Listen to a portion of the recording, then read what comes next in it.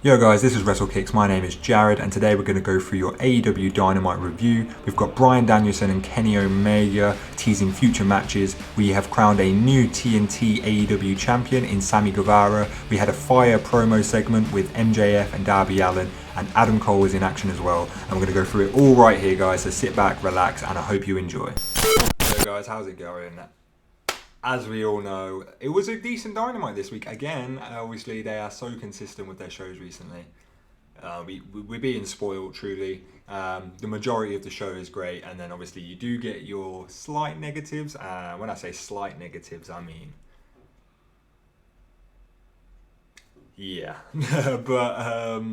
yeah, so we're going to go through the show. Obviously, we've got the biggest news, which is Sammy Guevara becoming the new AEW TNT Champion, and... it was good, I'm not going to lie. I thought Miro's loss would mean more, and it does mean a lot.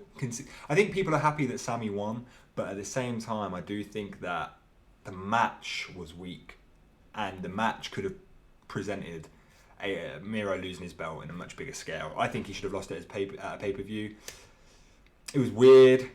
But I get it, and 100% a star was made with Sammy Guevara. I mean, I'm not against this at all. I just think I would have done it differently. But, you know, we're all marks at the end of the day, and we all think our own opinions are better than others. So, yeah, it's what it is.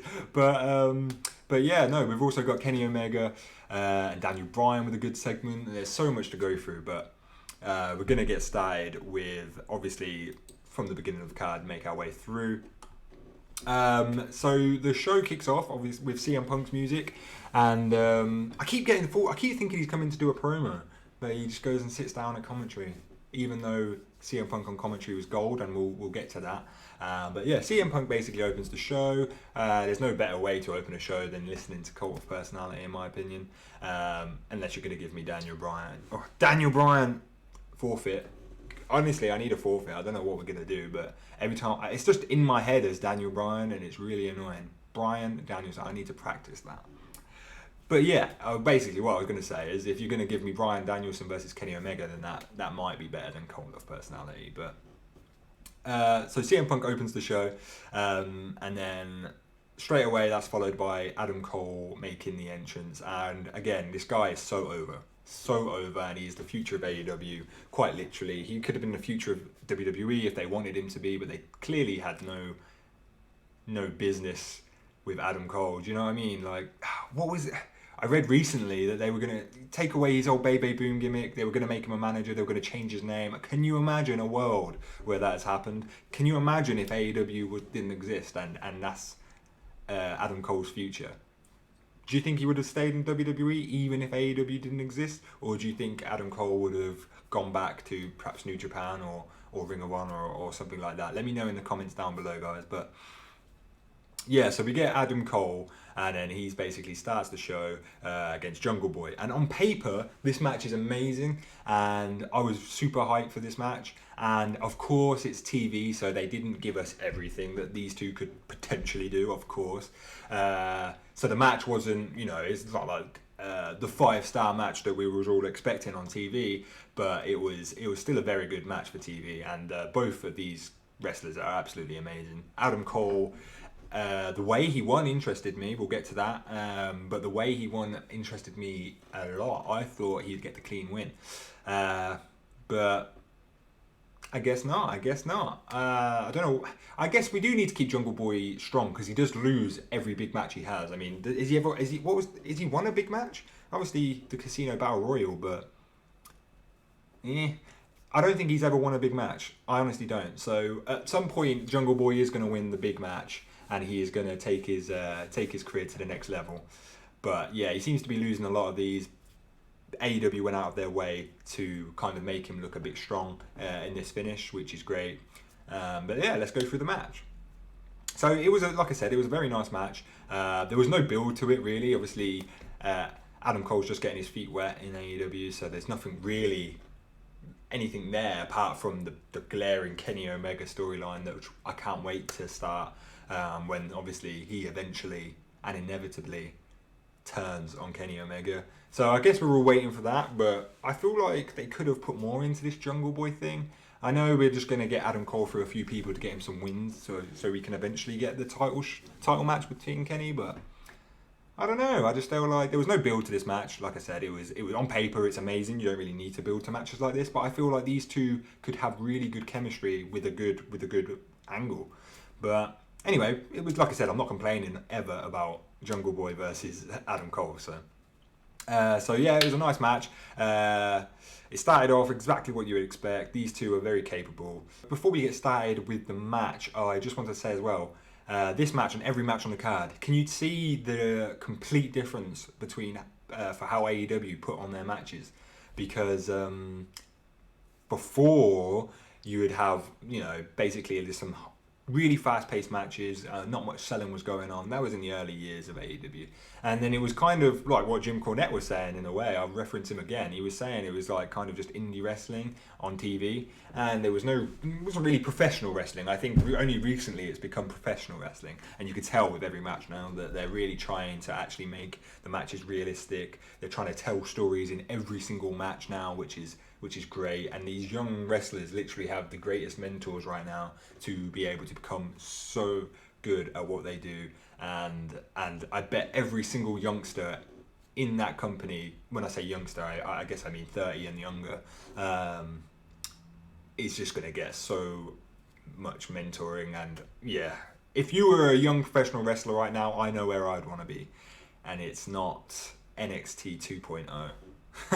But anyway, so this match starts off. So Jungle Boy starts off the match out wrestling Adam Cole, basically just outworking him, just showing him up, and then basically that leads to a Hurricane Rana later on in the match that Jungle Boy manages to nail on Adam Cole to the outside, and it looks so good. Again, just a little tease of what these two are actually capable of, giving them a good feud or a good angle, then we know what they're capable of. So yeah, it's a back and forth match. It's a good match, and then Adam Cole hits his Panama Sunrise, and Jungle Boy kicked out, and I was like, so for me, the Panama Sunrise should be his finisher. Though I believe it's a difficult one. I'm a big believer of a big move per person. So I know that the Lucha Bros kind of have the Avalanche Canadian Destroyer, and they do Canadian Destroyers all the time. So I get why Adam Cole doesn't have it as his finish, but to me that move looks more devastating than the knee, and I just think that should be a 1, 2, 3. I don't know if AEW really have signatures and finishes. They kind of just finish you with whatever they decide at the end. So there's no real finisher move or a signature move. It's kind of just that move might win some weeks, it might not the next week. But I guess the Panama Sunrise has become like a lead-in for the knee, which, I don't know, I feel like the knee should perhaps be the lead-in for the Panama, I don't know. It just seems like the Panama Sunrise is the bigger move and what everyone likes and pops for. And then the boom knee, again, way too many knees, but the boom knee just seems like a bit of an anticlimax, I think, when he hits it. And I just think he should use the Panama Sunrise and talk with the Lucha Bros and see what they can do. But anyway, so he hits the Panama Sunrise. Jungle Boy kicks out at 2, which got a big pop. Again, should be the end of the match, I think. But, I digress. So that basically happened. And then Jungle Boy gets him into his submission move. Adam Cole gets out, doesn't tap. Adam Cole starts getting, obviously he's kicked out of the Panama Sunrise, so they tell the story really well. Adam starts getting like panicked. Oh dear, can I beat him? So that leads to him cradling the Aubrey Edwards, so she can't see anything. The Jungle Boy's right behind him, and he gets him low with his heel. You know, when they do like that back flick heel to the nuts, straight to the balls, and hits him with the boom knee. I'm just calling it the boom knee because I can't. It hits him with the boom, and then he gets him with the 1, 2, 3, and he wins. But it's not clean whatsoever. Jungle Boy still looks fine because he had a good showing in this match, and I think this was just a tease. They're gonna meet later down the line, and this is gonna be one of the better feuds that we are talking about someday. But right now, it is what it was. It was what it needed to be on TV. Adam Cole won, which was obviously the clear choice of the winner.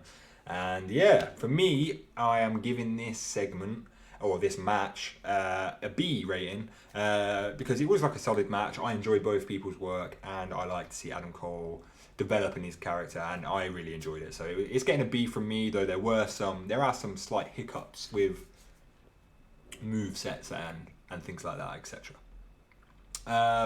Where do I think either man goes after this? Jungle Boy and Luchasaurus, they need to kind of build a argument for the tag team titles. I think there's nothing for especially now that Sammy Guevara has won the TNT Championship. If you didn't know, you might have seen it on social media. I don't think there is anything for Jungle Boy. I would have said Miro, but you're not going to have a face versus face for the TNT title now that he's lost it. So I don't know what's left. I think he has to go back to the tag team division. I think Luchasaurus is working really well at the moment. He's improved a lot. And them two should just concentrate on trying to get those tag titles from Rey, Phoenix and Penta, who for me fall into kind of babyface / heel category. They're like tweeners because of the things that they just do. But it's the Lucha Bros. No one cares what they do. They're the Lucha Bros. Anyway, Adam Cole, I think Kenny Omega is his future, and maybe the trios titles before that with the Young Bucks, or maybe after that, who knows. But I think Adam Cole is the future. Both of these guys are the future. And when MJF was speaking about the pillars earlier, I think there's a fifth pillar that's just arrived. Is he too old to be a pillar? Maybe, but Adam Cole is definitely a big, big deal in AEW. So yeah, my final grading on that is a B. I'm going to give... just to explain the gradings a bit, I am going to grade every segment, but if segments are weak, really weak, and they're kind of too small and not really, I won't consider it a segment. I have kind of, because I know the Elite came out with Daniel Bryan, so that would be like a separate segment basically. So yeah, I think grading the segments might make it better for you guys to watch at home. Maybe you can give your opinions in the comments as well, what your grades for the segments would be. But yeah, I'm going to start grading segments, and you guys let me know what you think of that. You might find yourself disagreeing with my opinion a lot, because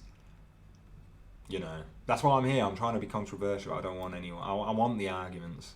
I want the debates. I love it. Okay, and if you want to, if you disagree with anything I'm saying, either go into the comments or hit up my Twitter down there, and yeah, go at me. I'm ready for any kind of argument, discussion that you guys want. So, but I hope you are. Don't just think I'm some pushover. I will argue till I can argue no longer. So yeah, that's basically that match. Obviously, we did get the tease after that. So after the match, basically the Elite come down, the Super Click, the Elite. At some point, Kenny Omega is literally the man of many rivalries. He has long-term building with so many people, and I think that Kenny Omega is a GOAT level guy. He is a GOAT level guy, and you'll see where we rate him tomorrow in our tier list. But Kenny Omega is right now, he's the GOAT. He's outworking everyone. There's no one on his level. Don't tell me Roman Reigns. Because just don't. So yeah, we get a segment basically. They come to the ring. They cut promos. It wasn't their strongest promo work, but then Bryan Danielson. No one heard that first bit. Bryan Danielson comes down to the ring. He encourages yes chants amongst the crowd, because he did come out and say that because he respects WWE's intellectual property, that he's not going to be using the yes chant. And that is such a Bryan Danielson thing to say, because he's kind of goody two shoes kind of guy. That's the kind of guy I see him as, which is fine. But yeah, he wants to respect WWE's wishes to not use the yes chant. It literally doesn't matter anyway. Whether he does this or not, the crowd are going to do it. He prompts it with closed questions anyway, so he gives them like one choice. But yeah, he starts some yes chants, and then he goes on to the best bit about the whole segment was when he says Kenny Omega has no balls, and then he says, and I could see, I'm sure he thought of this on the spot, and I'm sure this was on the spot. He says he goes Kenny Nobles Omega, and the crowd are chanting Nobles, and it's hilarious. I'm not gonna lie. And then the crowd, I'm like, nah, that's a Nobles is like a really poor chant. so they turned it into Kenny Nobles. Whoever started that in the crowd, bravo, because that is going to stick around for so long now. Kenny Nobles, as long as he's a heel, he'll be Kenny Nobles, and Don Callis will be a carny piece of shit. So, yeah. Daniel Bryan has roasted Kenny, and then they're basically like Bryan Danielson. I said Daniel Bryan like a bunch of times, so I'm gonna go back. When I go back and edit this, I'm gonna shoot myself. I'm not gonna shoot myself, but I'll edit that out. I keep saying Daniel Bryan, I mean Bryan Danielson, but you guys know this. I'm just terrible at it. I'm terrible at it. It might just be a thing until I get used to Bryan Danielson. Anyway, Bryan Danielson, he insults Kenny, blah blah blah, but he does accept the fact that he has to work for the AEW title match that he wants against Kenny. So he's basically saying he's going to start from the bottom, he's going to get some reps in, he's going to beat some people, and he's going to beat them up, is what he actually says. He wants to kick some fucking heads in.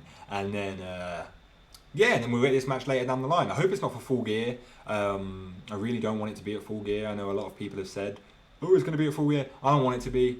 I know there are a few other people in the community that have said they don't want it to be at Full Gear as well because it's too soon. Just leave it. I want to see Adam Page, Hangman versus Kenny before I see Bryan Danielson versus Kenny again. It's just, we don't need it now. We've just had the tease, the 30-minute tease on TV. That was lovely. Let me enjoy that as many times as I want. I'll rewatch that. I'll digest it as many times as I want to digest it. And I'll just look. The longer you leave it, the more hyped we'll get as fans. So, don't give me that yet. Give me Hangman versus Omega before you give me Bryan versus Omega. Because Bryan versus Omega 2 doesn't even need to be for the title. People just want to see them wrestle. So Hangman could beat Kenny for the title, and then Kenny could go and wrestle Bryan in a Iron Man match or just a 60-minute classic. As usual, AEW don't fail to make me excited for a match. I have noticed there are a lot more multi-man matches recently because of the roster influx, so natural, I get it. And as soon as they bring in the trios titles, no one will be too worried about that. And that Kenny Daniel Bryan segment for me is getting a solid C+, because I think the Adam Cole Jungle Boy match was a bit better. I enjoyed watching that match more than this promo segment. So a C+ for that segment. That brings us on to Cody Rhodes versus Lee Johnson. Cody Rhodes and Lee Johnson versus Dante Martin and Matt Sydal in a tag team match. Not too much to go through on this one. It was literally a box standard tag team match. The only reason this was happening is to build the story between Cody and Arn Anderson. Basically, Arn Anderson wanted Lee Johnson to start this match. If you've been watching other Dynamites, which I'm sure you have been, Cody and Arn have been going at it on the outside sometimes. This has actually been around, like, they've kind of squabbled on the outside since the beginning, but now it's like picked up a lot more. So Arn wanted Lee Johnson to start the match. Cody just puts himself to start the match. You can see Cody's trying to play like he's going insane. He's going kind of crazy. He's not himself. He's obviously going to be turning heel. He's going to be turning on the Nightmare Family. It's just a matter of when. I like the story going into it. I like how the fans are involved in this story. Cody... so the match, nothing really great happened in the match apart from the ending where Lee Johnson tags himself in to get the win. So he actually steals that thunder away from Cody, which I'm sure killed him inside. And then we get the most ridiculous, surprising, and hilarious promo with Arn Anderson and Cody, mainly just Arn Anderson. He is like just got himself over, literally. If you go on Twitter, Arn Anderson's everywhere because.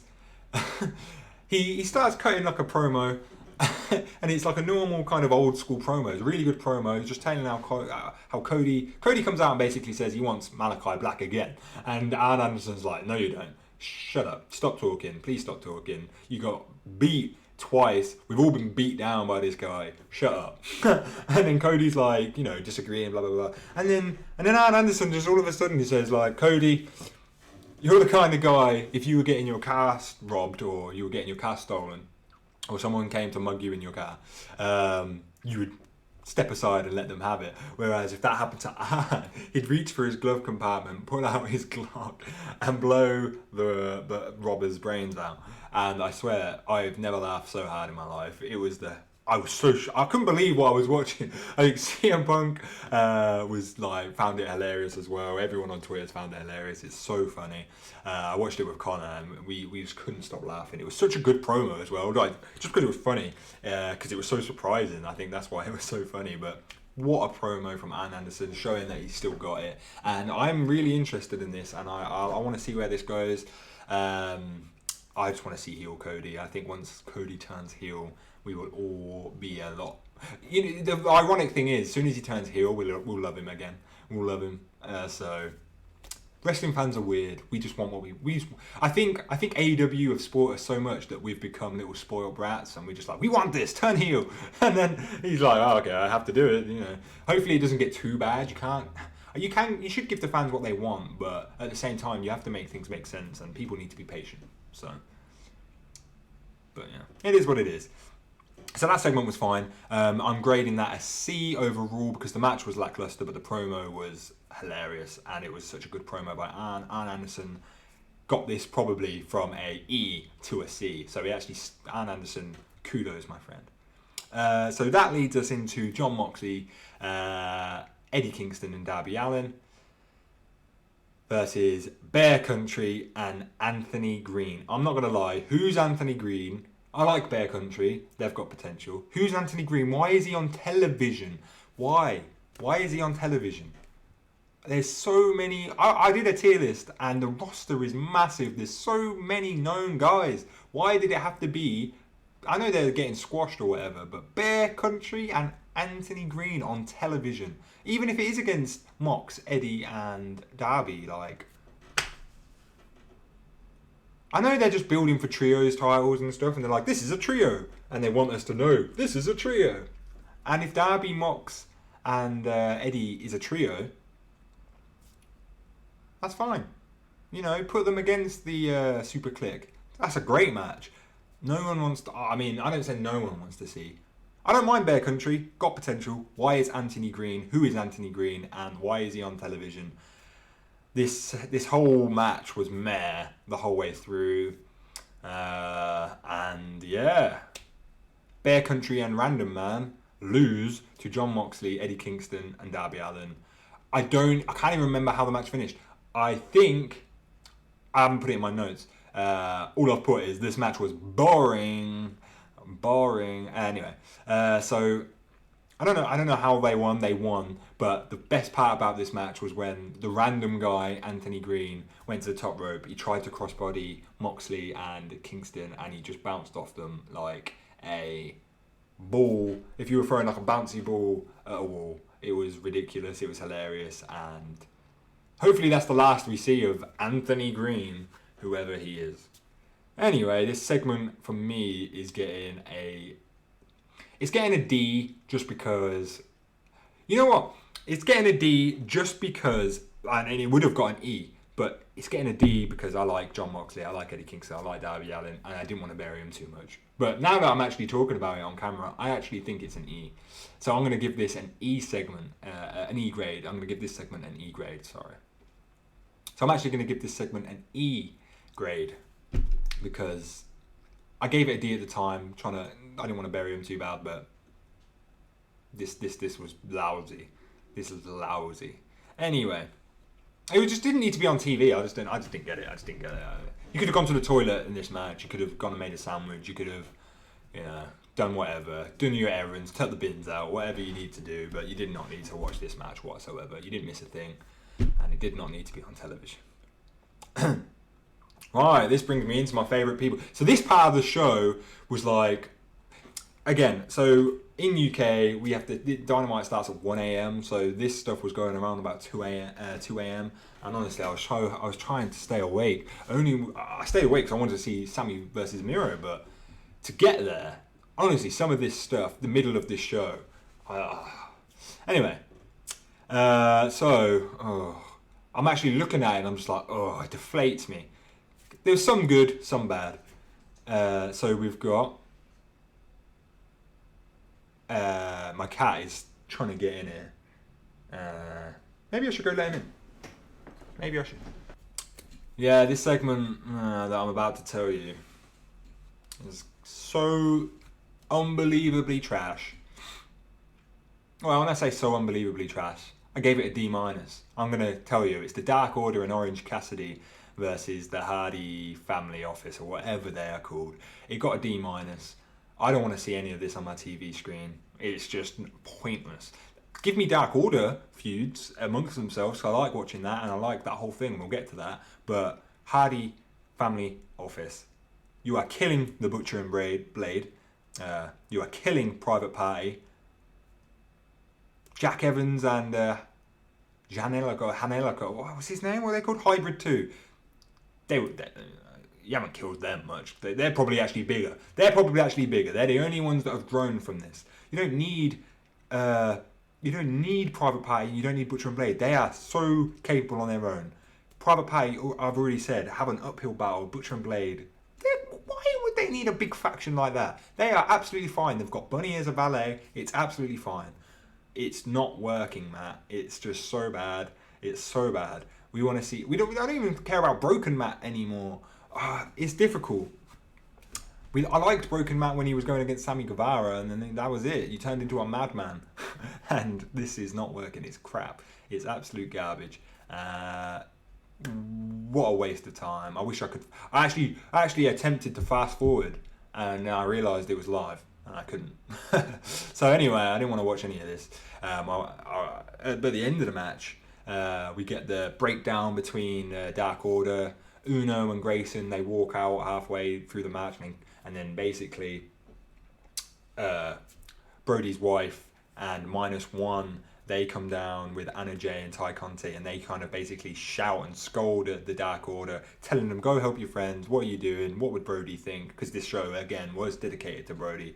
They send them back into the ring, they clean house, and then it's a happy ending, and then the crowd shout Brody, and it was a great moment. So that portion is going to get a different grade to the match portion. So I'm giving that portion an A, because it's Brody Lee. I like the Dark Order stuff. Hopefully the Dark Order stuff leads to Bray Wyatt stuff. And I'm giving that an A just for Brody. But the match itself and seeing the Hardy Family Office is a D-. And that's as good as it's going to get. That's me being nice, giving that a D-, honestly. I didn't want any. But I've saved the big one. I've saved the lowest grade for this next segment. Because we get KJ versus the Bunny and Penelope. Dear God. Why is this on my TV? Again, I keep saying that. You're going to hear that a lot. Why is this on my TV? Why am I watching this? Why am I watching this right before... this is going to not get me hyped for the Sammy versus Miro match. Why is this on Dynamite? I would have rather take this match off and make make Sammy versus Miro that much longer, 5 minutes longer. Why are we getting TJ versus the Bunny and Penelope? And why are they matching gear? If we get women's tag team championships, I will be fuming. I will be so upset if we get women's tag team championships. That is so unnecessary. We don't need it. The women have a good women's title. They don't need tag teams. They don't need all this crap. They just, they matched gear, and it made me worry. Because you had TJ in the pink gear, and then you had Penelope and the Bunny in their black and red gear, which was a lot better than the pink gear. But either way, they're all so green. They're all so green. Why is it? They're literally dark or dark elevation. At a push, you could put Penelope against people on TV because she's actually the better worker of the three, in my opinion. Penelope and the Bunny, I like a lot more than TJ. They are just so cringy right now. Ty Conti and TJ, I don't know what they're doing. They don't come across to me as professional wrestlers. They don't. When they're in the ring, it's soft. It's not really any oomph with their moves, and I don't know. They just need a lot more. They need a lot more practice. But who am I to say? I can't wrestle to save my life. I've never tried it. Do you know what I mean? But so it's hard to criticize people. But I know what I'm seeing when I watch things, and I know what is good shit, and I know what is good shit, and I know what is bad shit. And I don't like watching this again, if I was watching Dark and Elevation and this was on it, I would expect this kind of stuff, and that would intrigue me because of what those shows are. Television is all elite wrestling, and that's what I want to see on television. And I'm afraid there are so much. I mean, you're getting the great triple threat on Friday, and I'm actually really intrigued to watch that. And I know you need to hype up Rampage, but I don't know. Could Ruby Soho not have fought? I know she has just had a load of TV time, but there must be some others. Layla Hirsch. I'd rather see her on TV. You've just signed that Hogan from TNA. I know that she's not going to be there yet, but come on.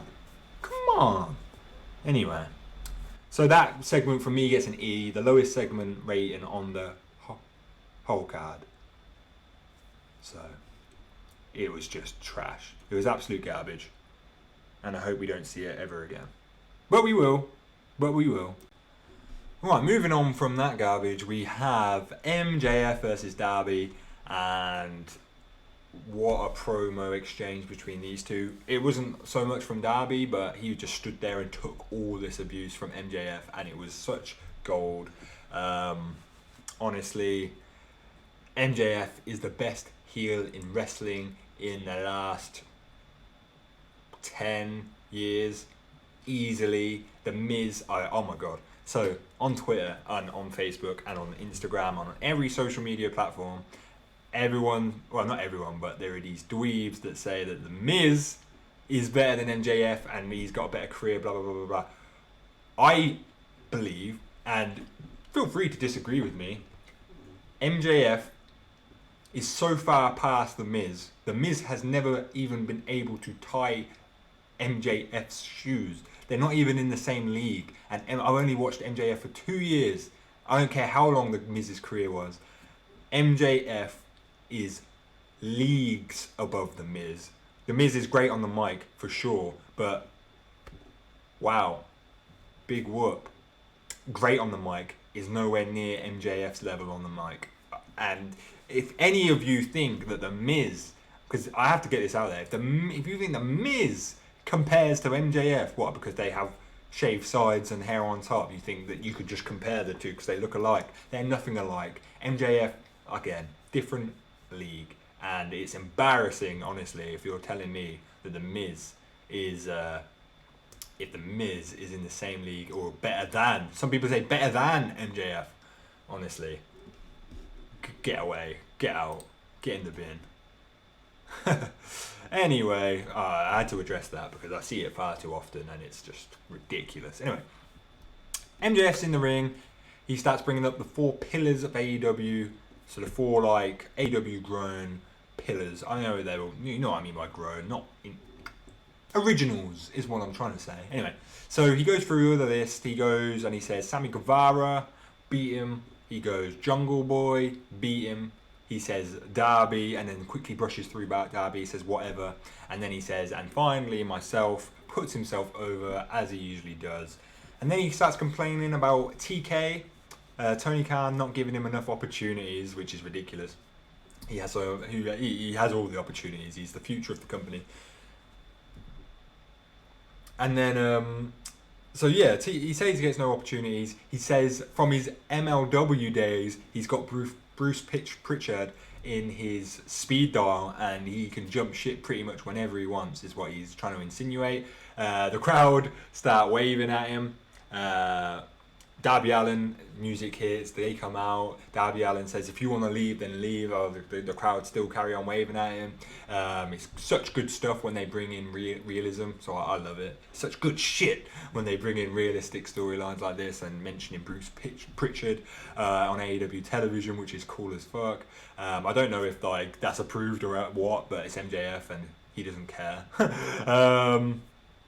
So, and then we get, Darby comes out. He kind of tries to cut a promo, but MJF just roasts him, says he sounds like Batman, making fun of him, bullying him basically, and then he brings up the reason of why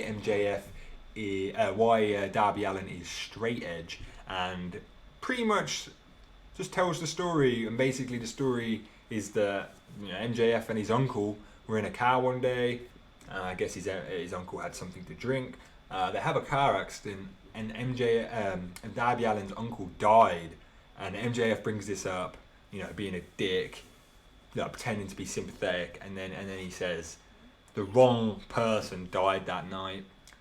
It was so low, but it was like, you can't take your eye. When MJF has the microphone, you literally can't take your eyes off him. This stuff was dark, but at the same time, it's so good. At one point, he called Darby Allen a school shooter, face painted geek, or something like on those lines.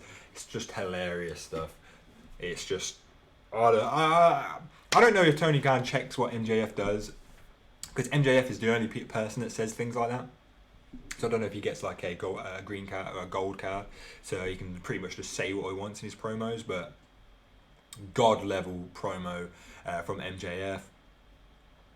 So yeah, he says the wrong man died, and then you can see Darby's facial expressions. He's clenching his chin. He's clearly trying to keep his cool. And then he tells MJF, "You can't break me. You can't break me mentally." And then MJF basically calls his bet and goes, "Okay." And then he gets Wardlow. They leave, and I'll give you every penny I have in my account that I have left for this match. This match is going to be so good.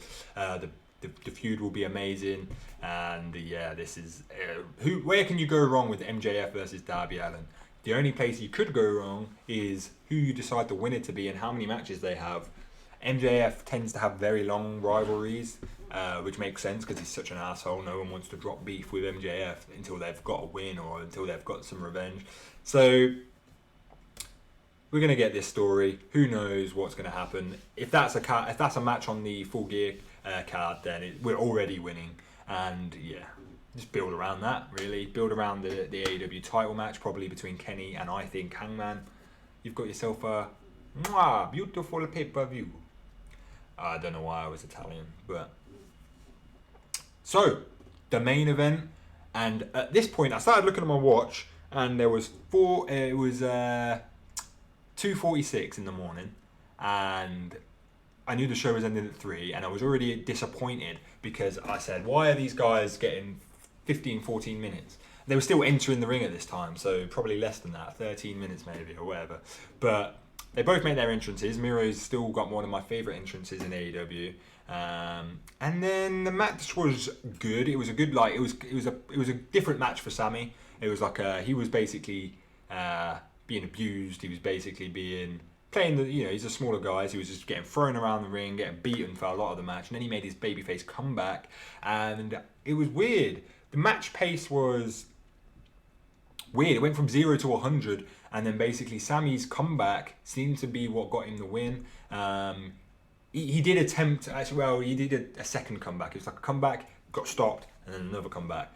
But he did, at one point, he tried to hit his finisher move, where he gets him on in the kind of reverse burning hammer position. The burning hammer position, sorry. And then he pulls up the knee, and then he turns it into like a kind of flippy GTS. It's an awesome finisher, and the look, the aesthetic of him picking up Miro. Firstly he tries to, and then later on in the match he does pick him up. It looked great. And then he hits that, and then that's the setup for his 630, which he goes to the top rope, hits the 630. Doesn't hit it clean, kind of like hits his legs or whatever. But then he gets the win. I really enjoyed this match, but it was just a bit weird. I didn't think nothing had happened for Miro to lose. You build a Miro up to be this absolute powerhouse, this guy that's tearing through the division. He's literally doing the best work, and that was probably the best run he's ever had. I just thought it would take a lot more to beat him. Obviously, you're making Sammy into a star, and you're making him look good, but don't make Miro look weak at the same time. I just thought, I don't know why it was on TV. I have a few theories why this match took place on TV. The other one being that it was a tribute to Brody Lee, TNT Champion for Life, a TNT related themed show with Sammy and Miro main eventing. I just thought that could be a reason why the TNT title was defended on the show. Otherwise, why would you not I'd build this to Full Gear and have a 20-minute match where Sammy wins, but it actually looks like he should have. Like, I just don't think Miro should have been beaten. I think it looked easy. It looked like Sammy Guevara did not try too hard to beat Miro.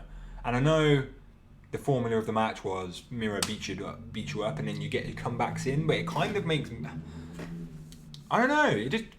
Miro looked so strong up until now. And then at no point in this match did you really think he was going to win. He teased game over. He did the kick, which I knew was going to be a kick out. And then, because it was, you just look at your watch, especially with those main events, you just look at, nothing's going to happen here.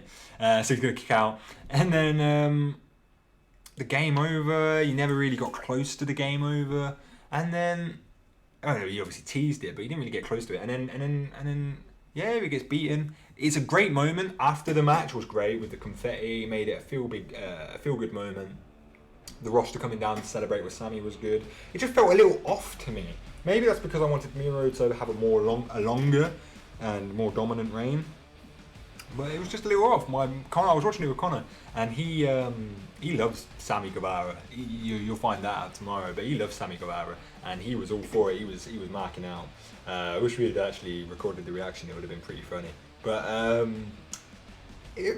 I don't get me wrong. This whole segment was enjoyable for me. I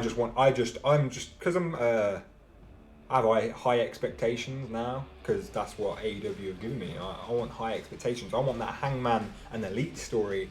I don't expect every storyline to be that long and well thought out, but I do expect it to be consistent. And I just thought this match should have happened at Full Gear, not on television. We've had too much on television. You could have done so much other stuff to build that rather than to have the match there. But again, I understand Sammy Guevara is a star. Maybe you've got something for Sammy at the pay-per-view. That will be really interesting to see who Sammy gets at the pay-per-view. Miro, it's going to be interesting to see who he goes up against next now that there's no rematches. You can't get a rematch for his title. Is he now pushed to not the world title picture, but more meaningful feuds? Is it me, or is there a lack of baby faces on AEW? Seems like with Cody as well, everyone's just turning heel, so it's hard to not have a heel versus heel match. So I don't know what's left for Miro. Maybe Pac, but he's still busy with Andrade. Maybe you don't want to see an Orange Cassidy or anything like that. Ooh, I'm sorry, I missed my whole bit about Orange Cassidy that I really want to say. I'm going to end the show with this. I mean, I'll end the show with the grading for Sammy and Miro, actually. But I'll just quickly fit this in there. Who cares about Orange Cassidy anymore? Is that just me? Who cares about this guy? Who cares about him? And now that he speaks and who cares? I think that's old. I think that whole gimmick is just lost. I think he needs to be more creative with it now, and he needs to do other things. Again, the Orange Cassidy at the beginning was a lot more over, clearly. He comes out to near enough no reaction now, maybe a couple cheers, but I have noticed also that he's getting bulking up. So maybe he's actually going to be a serious wrestler at some point with the laziness thing taken. Yeah, it'll still be his gimmick, but you know what I mean? He'll be more serious when he's in the ring, because he's definitely bulking up. He started to come to the ring with no top, obviously trying to show off his new body, but yeah, I just thought that was such a weird thing. No one's really spoken about it. Orange Cassidy's just died off. But anyway, back to Miro and Sammy. Again, like I said, he hits him with a 630, wins the belt. Everyone goes crazy. It's a great moment. It looks great. Obviously, ending the Dynamite show with the gold confetti and all the jobbers, not jobbers, but all the dark wrestlers pretty much come into the ring, cheering him on. In WWE, if they were WWE, you might call them catering, but they get more TV time than catering. But anyway. They come out, they celebrate with him, it looks great. I understand the star was made, Sammy is great. I do love Sammy, it's just the fact that he beat Miro and it didn't look like what I thought beating Miro should look like. I might be being picky, but overall I gave this segment a B.